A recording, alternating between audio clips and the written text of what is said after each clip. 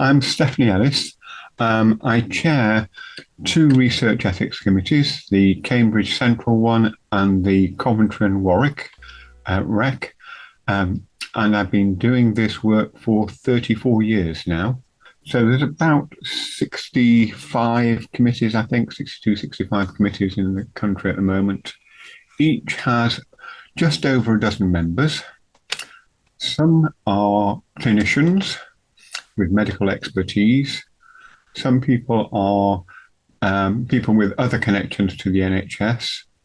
And then there are other people like myself who are called lay plus.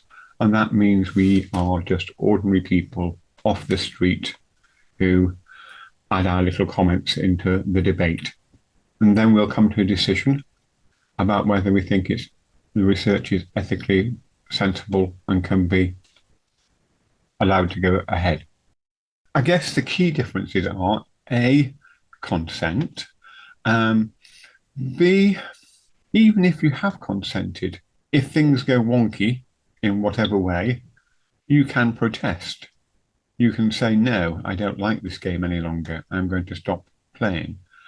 And clearly, when you're talking about examining embryos, they don't have any of those facilities.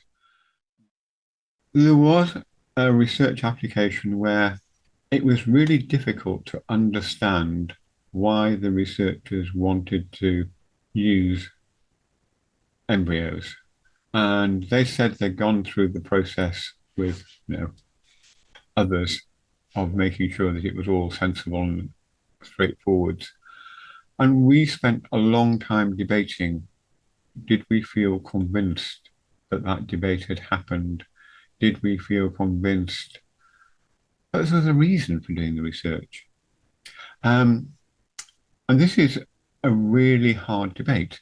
I struggled with that particular application. Could they explain to me why they wanted to do it in a sufficiently sensible way that I felt that the parents would have been comfortable with?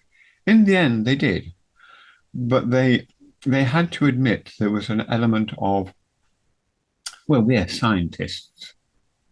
We are going boldly forth where nobody else has gone before because this is a really important area. And I agree, but I think what bothered me was the way that they were explaining it to the outside world.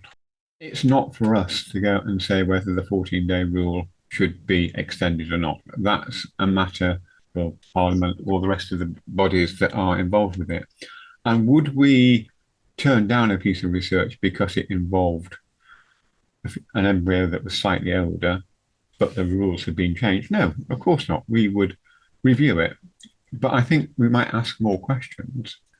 I'm confident that this time around we're not going to move from 14 to 140 days.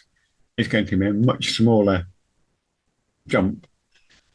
And maybe most people could live with that jump. But by definition, that means there might be another jump in the future. I don't normally like the slippery slope argument in ethics, but I think this is an example where I start to say, you're getting awfully close to being on a slippery surface. It may not be sloping down at this stage, but it is getting close to it. So I'd want to ask questions about that.